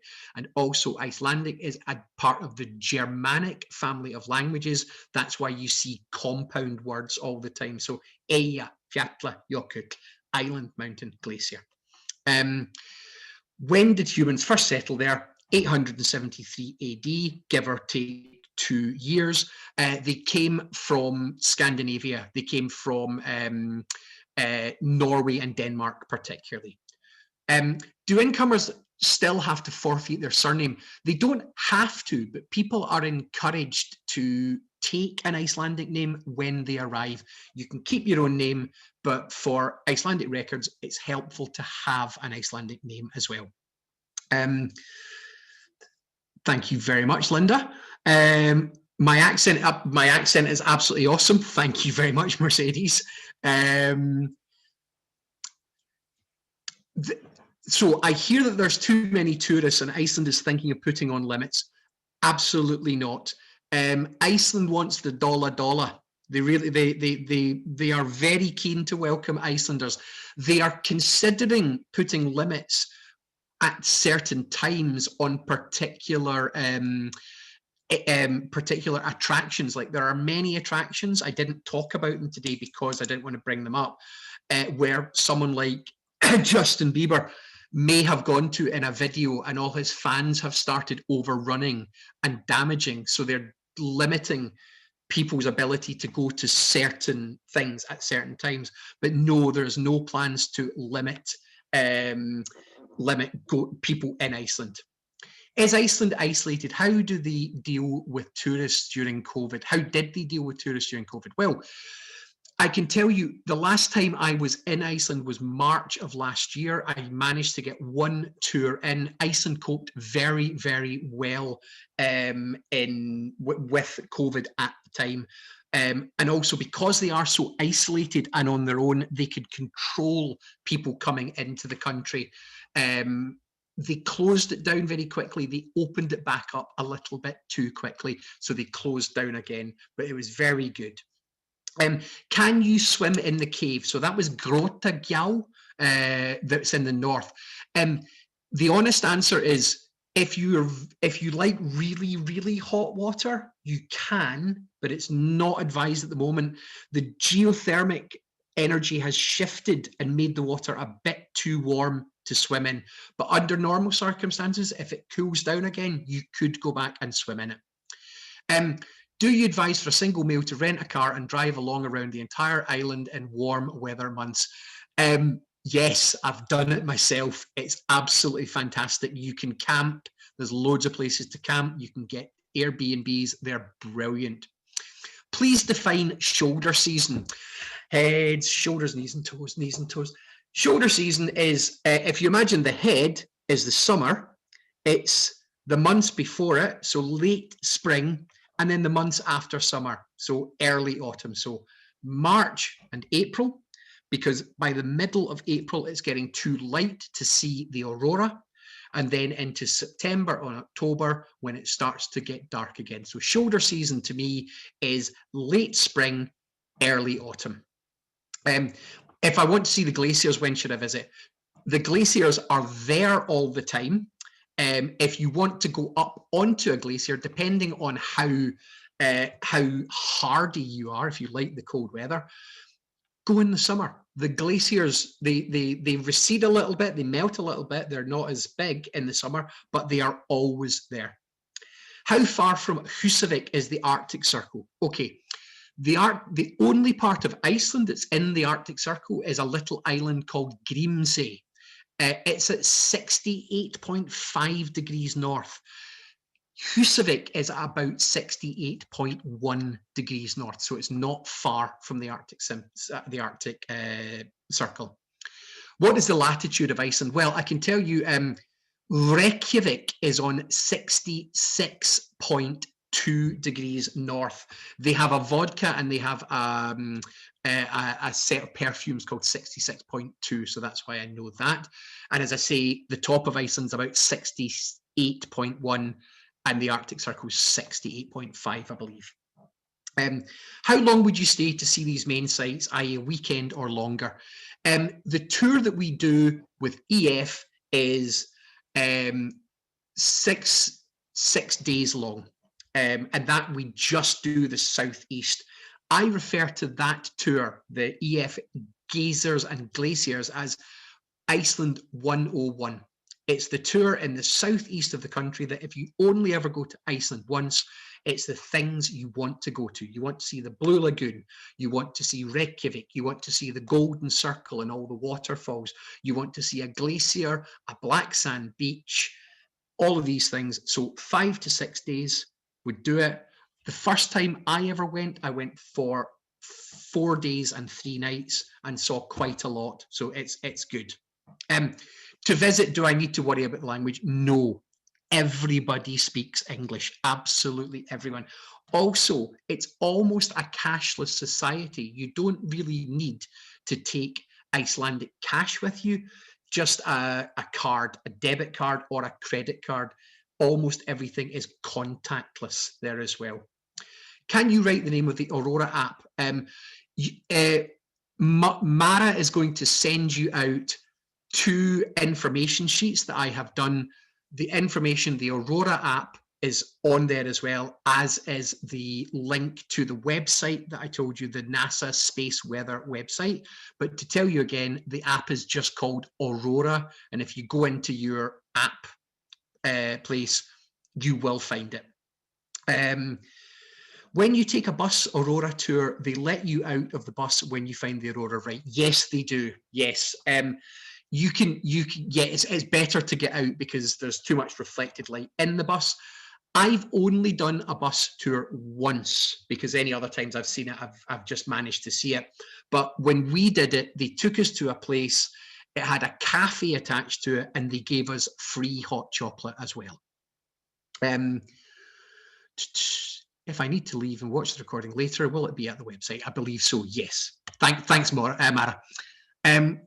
What's the best way of learning Icelandic before a visit? You really don't need to. There isn't a Duolingo or anything for it, but you can just learn to say, Góða daginn, which is hello. The best thing, you'll love this, Icelandic, to say goodbye, bless, bless. Bless, bless. So all you need is hello, goodbye, and takk fyrir, thank you, because everyone speaks English. Don't worry about it. Where did Arnarsson come from? So Ingolfur Arnarsson was a Norwegian. He came from Norway and he sailed across to Iceland. Were there no native Icelanders before? No, there were not. Before settlement in 873, there was nobody there. And the reason we know that is because of that volcanic eruption in 870. The line in the ground below it, there's no human activity before that, and above it there's human activity. So the first people came to Iceland in 870, give or take a few years. How strenuous are the tours regarding distances having to walk? They are not, certainly EF don't make things strenuous for people. You can go and do things as much or as little as you want. To walk on the glacier that we talked about, Vatnajkull, you walk from a car park for about 20 minutes and then you walk up onto the glacier. Now that involves walking up ice steps that have been cut in, and then you get onto the flat. I have people that didn't want to do it because they didn't feel they were fit enough. I've had other people who did it and didn't think they could do it. But most people find it really easy. It's not, that tour is not meant to be hard. Is Iceland a good place for solo women to travel? I cannot answer that for myself, but I know that crime and crimes against single people and women are incredibly low in Iceland. So I cannot give you a definitive answer, but I have had friends who've gone there by themselves, female friends, and they really love it. Are Icelandic homes heated geothermically? Yes, they are. They absolutely are. In fact, everything's expensive in Iceland except for hot water and electricity, because it's created by geothermic energy. Every home in Iceland is heated by either a power station, or they'll have their own geothermic generator. It's all geothermically heated. Yes. Also, the streets of Reykjavik have geothermic heating underneath them, so that if it snows, they turn on the heating and it melts all the streets. What is the time distance from Reykjavik area to the Blue Lagoon? It takes about 45 minutes to drive from Reykjavik to the Blue Lagoon. And in fact, the Blue Lagoon is about so if you go from Reykjavik to the Blue Lagoon and then the airport, it takes about 10 minutes to go from the lagoon to the airport. So it's the sort of thing that people do either on their last day, just before they go for the plane, or their first day when they arrive. So they go via the Blue Lagoon to Reykjavik. What is meant by modern Reykjavik? So there has been a township or a site at the site of Reykjavik since the 9th century. It was always like just a collection of huts and sheep farms and things. But in the 18th century, a man called Jon Sigurdsson Forseti and another man called Halgrim Pettersson came along and decided that they were going to try and modernize the city. So they started to get money, they introduced banks, and they brought money to the city, and they started building a modern infrastructure. So the date of the modern city of Reykjavik is 1785, is when that's, so it's when Reykjavik turns from a collection of huts and sheep places into a proper city. Do they have proper building codes for earthquake safety? They absolutely do. If you remember back, I know there's a lot in the information there, but I showed you a pool in a town called Hveragerði, and Hveragerði it's right on a geothermic hotspot. You can't build any higher than one story in that area. But in places like Reykjavik that are not quite as bad, they have to conform to very, very strict earthquake codes, but they can build high. You can see the sort of the condominiums on the edge of the city, of the harbour stuff. There are very strict building codes for that, and in fact, in schools and workplaces, people do earthquake drills all the same. Like if there are people here from San Francisco, they'll probably know what I'm talking about. Are the glass igloos real? Where are they, and can you stay overnight? Now, you can get these sort of like glass igloos that people have built. I don't know where they are. I have never come across them, but I can tell you that in northeastern Iceland every year they build an ice hotel from start to finish. They build it up. You can go and stay in it. You can watch the northern lights through the clear ice. And my wife's cousin worked there for a couple of summers as well. So I cannot tell you about the igloos. A little bit of research will probably tell you, but I know that there are glass igloos in Finland because my sister went there with her kids to watch the northern lights and see Santa Claus. But there you are. Please explain how you get geothermic water in the man-made pond. It is a beautiful pond. So there is a power station just outside of Reykjavik. It's in an old extinct volcano. It provides all the geothermic heat for Iceland. So all the electricity and all the geothermic power comes down from that mountain in pipes all the way through the city of Reykjavik. So into each house, into the streets, and on all of that. Eventually, that geothermic energy is either emptying out into the North Atlantic, or it empties out into the pond through several pipes in the centre of Reykjavik. They have made the geothermic water that heats the city into a feature of the centre of the city as well. And in fact, another area where the water comes out into the sea at the bay, they have a geothermic beach in Reykjavik called Nautholtsvík, where you can go and you can swim in warm water. And it's a little feature there as well. Is the president elected, or is it like a monarchy? Yes, the president is elected. They sit for a period of 4 years. Gudni, who is the president at the moment, who's a lovely man, he is in his second 4-year term. He was re-elected, I believe, last year with something like a 97% majority. One person stood against him, but he's so popular. Tell you one thing about the president, he can be controversial. I know that we have like controversial presidents all over the world, but Gudni was once asked if he could ban anything in the world, what would he ban? And he said, get ready for this, pineapple on pizza. And people went crazy. People went crazy for it. So, you know, there's now a pizza in Iceland called the Gudni, which has pineapple on it. Average price for a restaurant meal. I'd have to say the answer to that is kind of how long is a piece of string. I have put restaurants in your information pack, some of which are quite inexpensive, some of which are really expensive. You can easily go into a restaurant, a top-end restaurant, and pay $50 to $60 for a main course. But by that same token, you can go to a Tommy's Burgers or a pizza place or a fish and chips place and pay more like between $9 and $13. It just depends what you want. I usually like to go for one blowout meal when I'm there, and the rest of the time I eat very, very frugally. So there's a range of things to eat. You can find apps with coupons, and you can find a booklet in all the hotels that gives you money off restaurants as well. Is it in Iceland that there is a secured place where they keep one of each vegetable or grain in case of emergency? I know what you're talking about, but I don't believe that is in Iceland. That is a seed bank, I think it's called, and it's not in Iceland.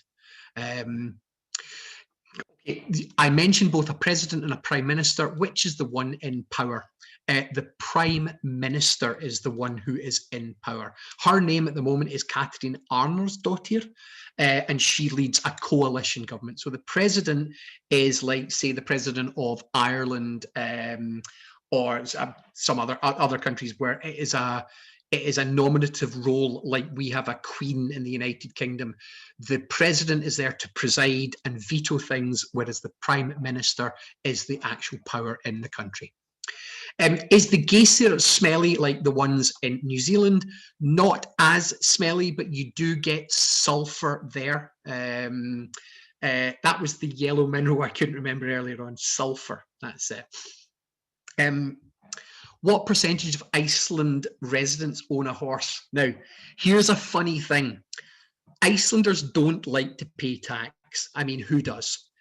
So you have to pay tax on horses. So people are very canny about telling you how many horses they own. I would say about 40% of Icelanders own at least one horse, and then some people will have big farms of them, but I'm not entirely sure. I'm a lifestyle knitter. Have you ever attended a sheep roundup? I have not, but there is a wonderful film, I've mentioned it, called Rams in my information pack that you should watch. It's all about the sheep. What's the best time to go to one? They have, in the autumn, they have the meetups where they are getting, tail end of the summer and the autumn, they get to the point where they are rounding up the sheep. You see these sort of circular sheep pens all over Iceland. So in the autumn is the best time to go to see the sheep being rounded up. You understand that the Icelandic sweaters are worn like winter coats? Yes, they are. These lopapeysa are very, very warm. A lot of the time I don't wear a jacket. In fact, that picture you saw of me at the end there, that's what I wore for the whole day, and that was the start of March, and it was so cold. But I had my lopapes on. You can also get a version of this jumper called a litlopi, which is a lot finer knitted together, so the wind doesn't blow through as much. But when you go, you do see Icelanders just wearing the sweaters. What kind of hiking shoes would be best for Iceland? That is Elizabeth Connor. That is not an odd question. You want something with ankle support. Doesn't have to be expensive. You want a flat sole and ankle support for yourselves, because it's very uneven terrain. And if you want to go up on a glacier, they will put a crampon on your foot as well. And if you don't have the ankle support, the crampon can't wrap round. So that's what you need. You need a good strong flat sole with ankle support. Okay, doesn't need to be expensive. A very distinct view is Iceland has no trees. Maybe this is interesting to tell. Patricia Oakes, you say you've been there. Iceland does have trees. It's only got about 4 or 5% tree coverage, but it does have trees, and they're trying to regrow the trees in Iceland.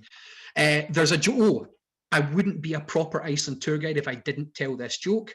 What happens? What do you do if you get lost in an Icelandic forest? You stand up.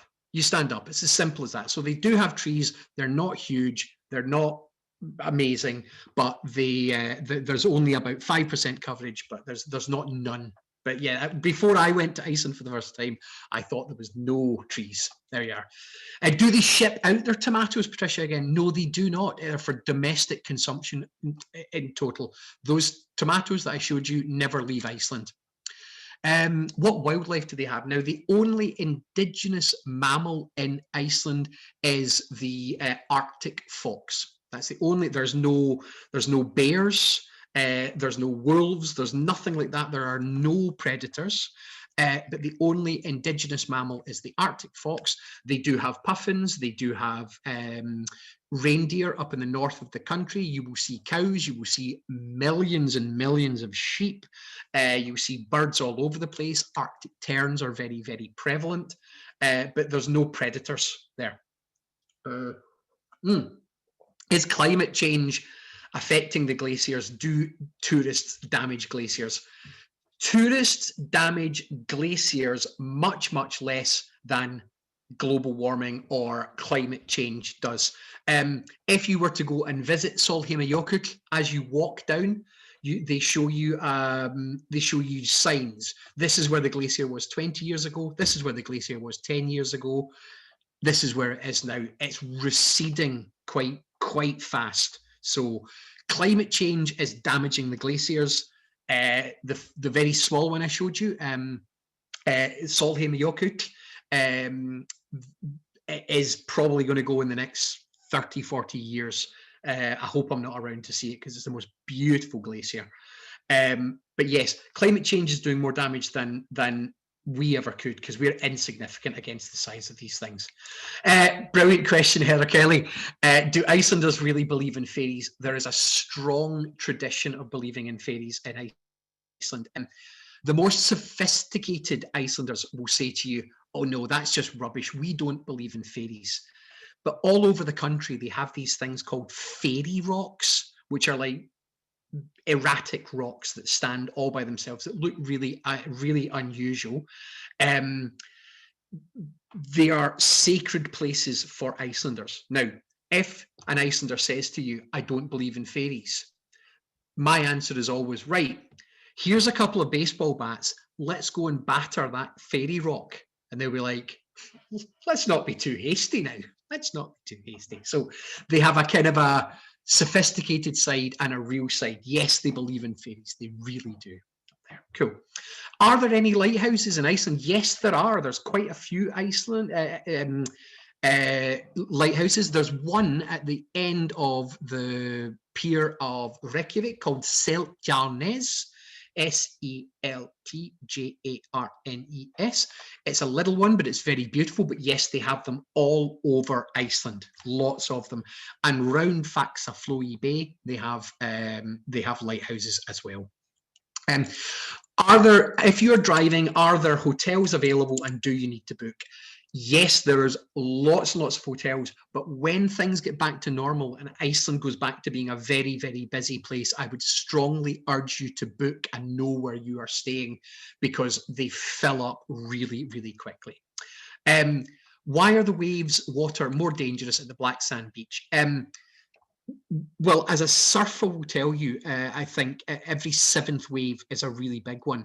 The waves initially at the black sand beach can look quite small, but then suddenly you will get a big one that comes much further up the beach than people think they're going to. I have seen people stand close to the water thinking it's all right there because the waves are only coming up a certain point, and then suddenly they'll get what the Icelanders refer to as sneaker waves, and it will suddenly come right over the top of people and they're gone. They're gone. I've never seen anyone be killed there, but I have seen people in difficulty at the black sand beach. Very different. Somewhere I heard that the Blue Lagoon is closed due to the volcanic activity. Is that true? I don't know, but I think it possibly could be, because all the volcanoes that are likely to go off are down in that area. So it would be a very, very shrewd thing to do to close the Blue Lagoon at the moment. Have crowding conditions improved at the airport? Yes, there's nobody there.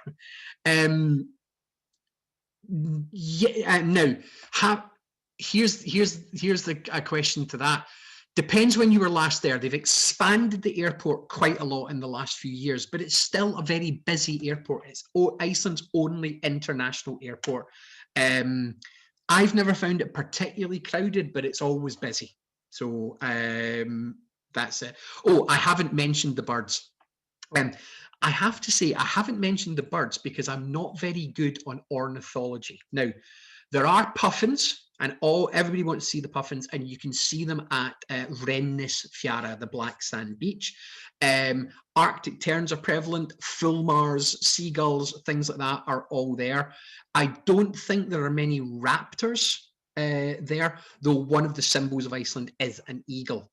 But that is essentially I don't have a great knowledge of birds, not in my wheelhouse. What is the relationship between Iceland and Greenland? Do tours do both? Not EF, though I have a great colleague who'd sent me a text earlier on. I don't know if he's watching, but his name is Yorick, and he taught me so much about Iceland. Hi, Yorick, if you're watching.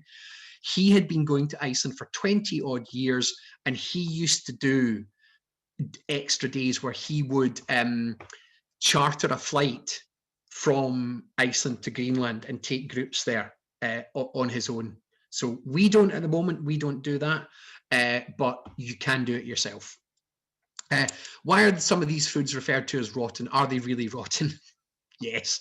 Yeah, please go and taste them, go and smell them. Yes, they are. Vegetarian food easily available? Yes, very much so. And vegan food. There's some great vegetarian and vegan places all over Reykjavik. They can find them. Tell us about the geothermic rye bread. Yes, okay, so there's a traditional Icelandic bread called rauðabrauð. Rauðabrauð means red bread, and it's a rye loaf that they make. They put a muslin cloth inside a pot, and they pour the dough into that. They cover it over, they put the lid on the pot, and then they bury it for 24 hours in geothermic ground, so hot ground. So the town of Hveragerði, where I was talking about, they make it there. So it's buried in the ground for 24 hours, and it comes out like a really sort of, it's got a slight sweetness, a bit like gingerbread. Is the black bread the bread that they make by baking? Yes, you could probably call it a black bread, but it's called rauðabrauð, means red bread. So where do they get their beef? Is it raised in Iceland or imported? A little bit A, a little bit B. It's mostly imported, but they do have dairy and beef herds in the country, in the south and the east of the country. Are the burgers made from ground beef? Yes. And the hot dogs, I believe, are I am not 100% sure about the hot dogs. I believe they are a mix of beef and pork, but I know that you can go to the hot dog stands and ask for 100% beef ones or 100% pork ones or a mix. Don't they also eat a lot of licorice? Not as much as the Scandinavian countries, Norway, Denmark and stuff, but yes, they do. Licorice is very popular in Iceland. Does Austin know where Trapped is filmed? Yes, I do. Trapped, certainly the second series of Trapped. So Trapped is a police procedural series from Reykjavik, from Iceland. The first series was filmed on the east coast at a place called Egilsstaðir, but the second series, as someone I think in the chat has just pointed out, some of it is filmed in Reykjavik. The police station in Reykjavik is right above a great restaurant called Icelandic Fish and Chips. But the main town that they all live in Trapped, the series, is called Seyðisfjörður. Seydisfjörður. It's right up in the north of the country. It's absolutely beautiful, and it's in such a narrow fjord. So yes, it's mostly filmed in Seyðisfjörður, but there are stuff filmed in the south. Some of the farms are in the south as well, and Reykjavik is in it quite a lot. Elves. Yeah, I think I've answered that one. Elves are the same as fairies. Yes, Icelanders believe in all of that. Yes. Do I know Neil McMahon? I'm afraid I don't. There's not many Iceland guides, and I don't recognize the name Neil McMahon. He was perhaps a few years ago or didn't go with EF. Besides sweaters and woolen goods, what are the other local things to buy in Iceland? You can buy and bring the food home. People like to buy the furs as well. Icelandic design, sort of like there's some really, really modern design kind of places in Iceland that make amazing looking geometric candles and things like that. Souvenirs like fluffy puffins, fluffy whales, things like that are really nice to buy. And a lot of people buy things made out of lava, so lava jewelry. They like to buy whiskey stones made out of lava as well. So that's like those stones that you can chill in your freezer and use in whiskey as well. So things like that. Lava is very good. Do you recommend hostel or Airbnb? I've never stayed in a hostel. I'm sure that would be fine because there's not really that much, there's not crime and people aren't stealing things from you. I have always either stayed in a hotel or an Airbnb. I love the Airbnbs because you get to meet the Icelanders. You really do. So that's good. How expensive is a sweater for adult women? Well, you will easily pay upwards of $150 for a basic one, and they go up from there, but they are so worth it. They're not worth it if you maybe live in Florida or Southern California or something like that, you know, but they're really worth it. As I say, I've had this one for 11 years and it's perfect. They last forever. Are US visitors being allowed to visit? As I said a little bit earlier, you can go if you've had your vaccine, but beyond that, no. There's another question about vegetarian. Yes, no problem at all. Does the country smell of sulfur from the volcanic activity? No, it does not. But when you're in the Reykjavik area, some of the hot water smells like sulfur. But it depends where you are in the country, whether there's sulfur in the water. It's always geothermic, but it's not always sulfur. When is the best time to see the aurora? I think I answered that in the thing. What is the language of it? Yep, I think that actually you've answered all the questions. We have a lot of duplicates coming up, so I think you've been through them pretty well. Am I done? Yeah, I think you may be done. I think your time may be up. Well, so, I think I'll have a little whiskey then. Yeah, take some whiskey. Thank you. So one question that we didn't get in the Q&A, but I got it on Facebook, but I'll ask it to you is, what's the driving like in Iceland? Is it same side of the road as UK? Is it same side of the road as the North Americans? And is it Is it crazy? Is it manageable for tourists? Okay. I always say to my groups that I am in more danger on the roads than they are, because they do drive on the other side. In Britain, we drive on the left. Sorry, in North America, you drive on the right, and in Britain, we drive on the correct side of the road. So it's great for driving in that way for North Americans. Also, there aren't that many roads. There's one big ring road round and other roads. People are very, very respectful as well, so they are good drivers. The top speed in Iceland is 55 miles per hour. You're not allowed to go faster than that. But on the other side of that, you get some bad weather, you get some incredibly strong winds coming off the south coast, and it's the most dangerous place in the world to drive. So Wow. it's a place of contrasts. The actual laws of driving make it very easy for people. And if you're North American or you come from somewhere where they drive on the right, it's very, very simple for you. People are super, super courteous, but I've driven in blizzards. I've driven in incredible wind where, you know, you stop in a car park, you're told you have to hang on to your door if you're opening it, because if you let go of your door, it can just come off in the wind. Wow.